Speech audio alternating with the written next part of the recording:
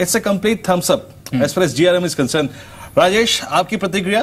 पहला नंबर आपकी स्क्रीन पे, सबसे इंटरेस्टिंग, सबसे क्रिटिकल, सबसे इंपॉर्टेंट।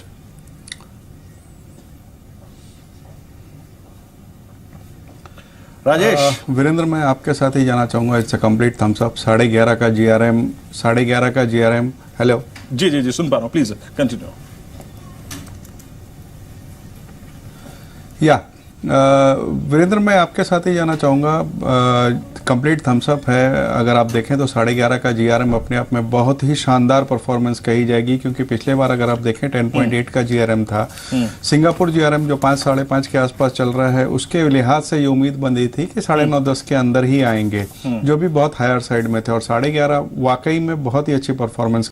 थोड़ा सा इन नंबर से हट के मैं देखना चाहूंगा एग्जैक्टली वो थी कि आप अपने टेलीकॉम कारोबार को लेकर और कितना स्पष्ट और कितना, अगर आप देखें तो एक स्ट्रॉन्ग रोड मैप देते हैं, उसके बारे में क्या सोचना चाहेंगे, क्या सुनना चाहेंगे आप एग्जैक्टली नंबर्स के बाद?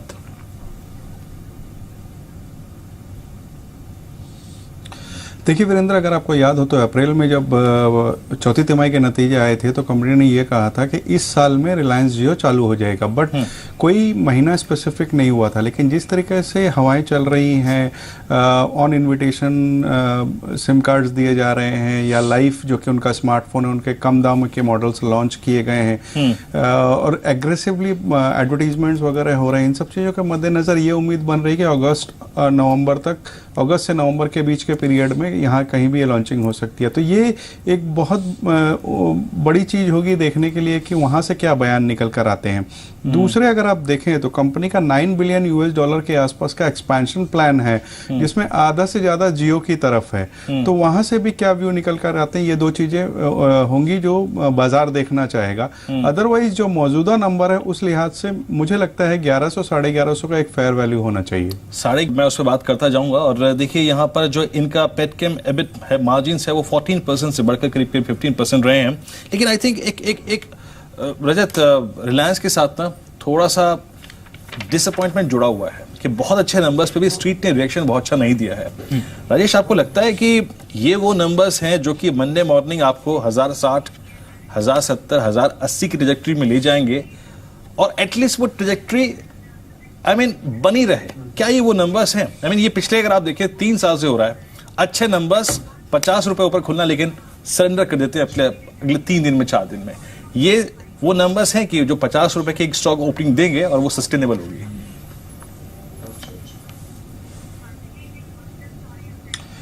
देखिए वीरेंद्र, मैं ये फंडामेंटली ये कह सकता हूँ कि नंबर बहुत स्ट्रांग है, आने वाले दिनों में अच्छा जंप हो सकता है। बट इमीडिएट रिएक्शन जो आता है बाजार में, वो अगर इमीडिएटली दूसरे दिन बाजार खुले तो आता है। रिलायंस के साथ जो आपने कहा कि हमेशा अच्छे नंबरों के बावजूद बढ़त नहीं होती है, वो इस कारण से नहीं होती है मेरे हिसाब से कि शुक्रवार को जब नतीजे आते हैं, शनिवार रविवार बाजार बंद रहता है, जो इफेक्ट है पॉजिटिव इफेक्ट वो डाइल्यूट हो जाता है और मंडे ओपनिंग अच्छी नहीं मिलती है।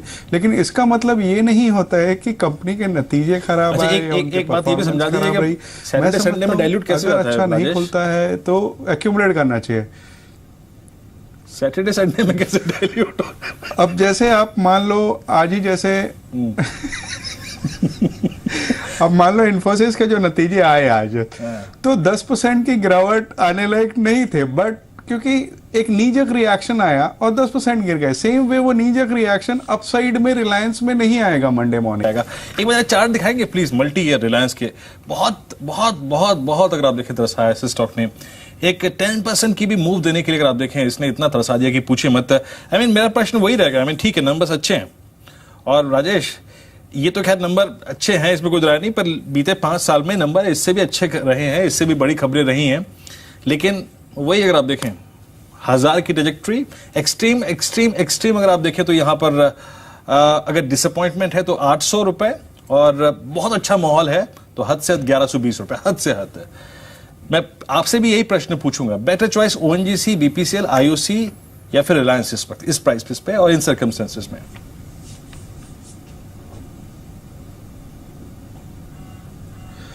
देखिए रिलायंस वैल्यूएशन के लिहाज से डेफिनेटली रहेगा, क्योंकि 10 के पी पे मार्केट लीडर आपको मिल रहा है, जहां सेफ्टी आज 8500 के लेवल पे, जहां बहुत ज़्यादा ओवरहीटिंग की बातें हो रही है, आपको रिलायंस में एक सेफ्टी नेट मिलता है। जैसा कि आपने भी कहा कि बहुत ज़्यादा माहौल ख़राब होगा, 900 रुपया तक ये जा सकता है।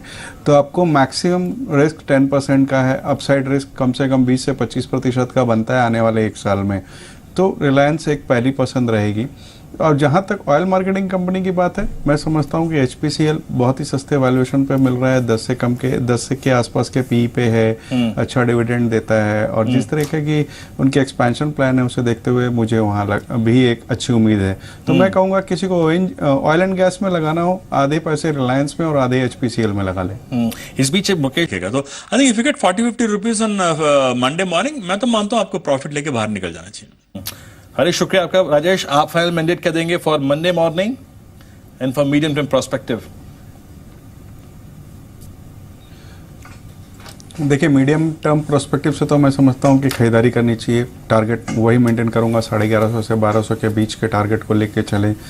जैसे हरी ने कहा कि रिलायंस एक ऐसा स्टॉक है जो निवेशक कभी बेचता नहीं है। मैं भी ये कहूँगा कि अगर तिमाही दर तिमाही स्ट्रॉन्ग नंबर्स आते रहते हैं तो ज़रूरत क्या है बेचने की, आप टारगेट को रिवाइज करते रहिए। शॉर्ट टर्म के लिए 1070, 1080 का एक आंकड़ा रहेगा जहां पर मुझे लगता है कि एक बिकवाली आएगी। अगर 1100 के ऊपर अगर स्टॉक निकल जाता है तब मैं समझता हूं वहां से 50-60 रुपए की और तेजी बन जाएगी। चलिए राजेश, बहुत बहुत शुक्रिया आपका इस कार्यक्रम में शामिल के लिए। तो रिलायंस ने थोड़ा, अगर आप देखें, स्ट्रीट को खुश होने का मौका दिया है। हालांकि रिलायंस के साथ जो हिस्ट्री इतिहास है ना, वो अच्छा नहीं है। 1040, 1060, 1080 यहाँ पर अक्सर काफी बिकवाल आ जाते हैं। तो एक बहुत बुरे दिन के बाद, I mean as far as earning is concern, Infosys के बहुत बुरे